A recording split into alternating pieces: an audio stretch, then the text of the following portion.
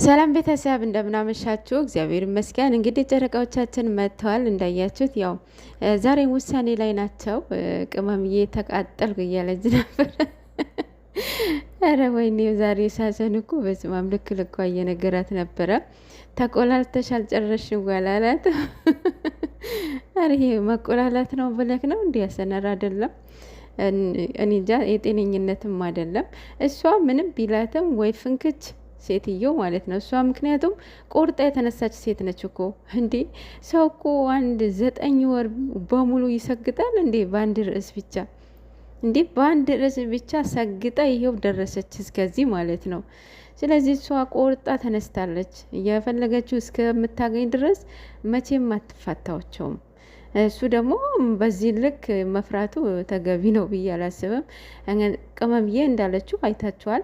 ከህይወታችን እንድትወጣ ነው የራሷ ቤት የተከራየናት ማለት ተከራይታ ነው የምትኖረው። ግን ደግሞ አንድ ስቴፕ ተከራየንላት ከልጇ ጋራ እንድትኖር ማለት ነው።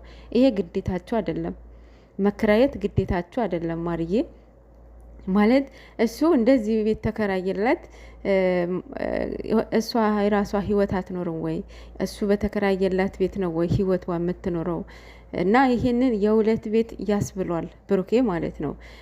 ማለት ትክክለኛ ህይወት አዲስ አበባ ይኖራል፣ ቡታጅራ ደግሞ ቅምጣለችው ማለት ነው። ሶ ይሄን ነው የሚያስብለው ማለት ነው። ይሄ ፌር አይደለም የኔ ውድ። ቤት መከራየት ተፋቱ፣ በህግ የተፋቱ በህግ የተጋቡ ራሱ ሰማናቸውን ሲቀዱ ልጃቸው ከእናታቸው ነው የምታድገው የሚያድገው ማለት ነው። ተቆራጭ ካለ ማገዝን ካለ በሌላ ወይ ያግዛል እንጂ ለልጁ ብሎ ተከራይቶ ኤቭሪቲንግ ፍሪጅ፣ ሶፋ ኤቭሪቲንግን ተከራይቶላት የቤት ኪራይ እየከፈለ መቼ ከህይወቷ መች ወጣች? ከህይወት እኮ አልወጣችም፣ ወረዲ አለች ማለት ነው። ስለዚህ ይሄ ትክክል አይደለም የኔ ውድ። ቤቱም የኪራይ አይደለም ገስት ሀውስ ነው ማለት የእንግዳ ማረፊያ ማለት ነው። ማለት አሁን እዛ ጋር የተሸወዱት ምን መሰላችሁ? አንደኛ ነገር ስሬሩ እንትኑ መከዳው ማንሳት ነበረባቸው፣ እር ደግሞ መቀየር ነበረባቸው። ሌላው ደግሞ የኪሲንግ ፒክቸር እዛ ምን ያደርጋል?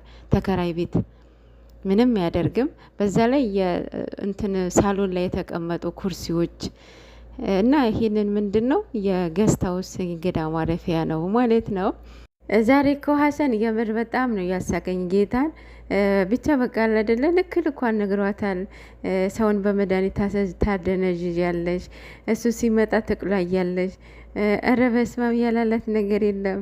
እሷ ደግሞ ወይ ፍንክች ምንም የሚገባት ሰው አይደለችም። ሰው የሚገባ ሰው እኮ ብታወሩት ይሆናል አይደለ የሆነ የሚሰማው ፊሊንግ አለ። እሷ በቃ ውሃ ክበት ላይ ማፍሰስ እንደማለት ነው። አይገባትም። የምር የስራ ምኩ የሆነ ልክ አለው አይደል? የሆነ የምር እኛ እንደምናውቀው ማለት ነው ማንም በክብሩ አይደራደርም አይደለ? ማንም ሰው ክብሩ ሲነካበት በጣም ነው በቃ ስሜቱ የሚጎዳው፣ በጣም ይበሳጫል ምናምን ነገር። ይሄ ነው የምናውቀው፣ ምክንያቱም ማንም በክብሩ ስለማይደራደር ማለት ነው። አሁን እያየን እያለ ነው በቃ ከክብር ዶላር እያስበለጡ ነው። የምሬን እኮ ነው። በስማም የእውነት ባለትዳሩን ትዳር ይዞ አይቀመጥም። ከትዳሩ ከሌላ ሴት 3 4 እያመጣ በእነሱ ቤት ፋሽን ነው ይሄ። የምር ፋሽን ነው። ሴቶቹም ምንም ቅጥ የላቸው፣ ለክብራቸው አይጨነቁ፣ ለቤተሰባቸው አይጨነቁ። እንግዲህ ያው የዛሬው የተቋረጠው ነገር የምናይ ይሆናል። ምን አይነት ውሳኔ እንደሚወስን ባናቅም ብሩክ ያው እያለ ነው። በውሳኔ ተስማማለሽ እያላት ነበረ ቅመሜ። እሷም ትላንትና ብላለች በውሳኔ እኔ ያለሁኝ ብላለች እና ወስን ብሏለች። ዛሬ መጨረስ ይችሉ ነበረ በእርግጥ የምር ማለት ቶሎ ማለቅ ያለበት ነገር ነበረ። ግን ደግሞ ያው ቪውም እያሽቃበጠ ስለሆነ ለዛ ነው እየሄዱበት ያለው ማለት ነው። ምንም ማድረግ አይቻልም። ትንሽ ያው እንታገሳቸው ማለት ነው። በነገራችን ላይ ማለት ነው እስከ መስከረም ድረስ እንደማያልቅ ማለት ነው እንደማይቋጩ ልንገራችሁ። ይቀጥሉበታል ገና ማለት ነው። ምን መሰላችሁ? አሁን እኮ መስከረም ሊገባ ኦልሬዲ 1 ወር ነው የቀረው። ያው እንትን ሐምሌ ሊያልቅ ነው። ሐምሌ ሊያልቅ ስለሆነ ለ1 ወር አዲስ አበባ ይሄዳሉ ብዬ አላስብም። ነገ ካልጨረሱት ይቀጥሉታል ማለት ነው። እዛም ስራ እዚህም ስራ ስለሆነ ማለት ነው። ግን ደግሞ ኦዲየንስን ሊያጨልሉት ነው ማለት ነው። አትጨልሉ የምር በጣም እየተበሳጫችሁ እየተናደዳችሁ እያየኋችሁ ነው። እና ትብሳጩ። ጌታን ለምን ትብሳጨላችሁ? ለምን ትናደዳላችሁ? ለምን እርስ በራሳችሁ ትስዳደባላችሁ? የምር እናንተ ናችሁ እንጂ ወንጀሉ የምሰበስቡት ለማንም አይደለም። ገብቷችኋል አይደለ? እናንተ አትብሳጩ። የምር እንቅልፍ አተኛውም የሚል ሁላ አለና ኋይ ለምንድን ነው ማተኝው? ለማን ብለሽ ነው ማተኝው?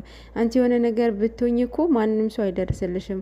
አይደለም እነሱ ባህር ማዶ ይቅርና እኛ ራሱ አጠገብ ያለን ራሱ እኛ ራሱ አንደርስልሽም። ምክንያቱም ሁሉም በየራሱ እንትን ያለው ስራ ነው ያለው ቦታ ቤት ነው ያለው አይደል እንዴ? አንቺ በካሜራ በዛ ላይ እንደዚህ እያለቀሽ ስትወጪ እንዴ በአንድ ጎን ብቻ ማየት የለብሽም። ቤተሰብ ማሰብ አለብሽ፣ ማየት አለብሽ። ቤተሰብ ያይዋል ብለሽ ማሰብ መቻል አለባችሁ። በተለይ በቪዲዮ ወጥታችሁ እንደፈለጋችሁ የምታወሩ ሰዎች የእውነት ብዙ ትልቅ ሪስክ ነው የምትወስዱት ከቤተሰቦቻችሁ ማለት ነው። የምሬን እኮ ነው። ስለዚህ ትንሽ እንትን አትበሉ፣ ራሳችሁን ሁኑ።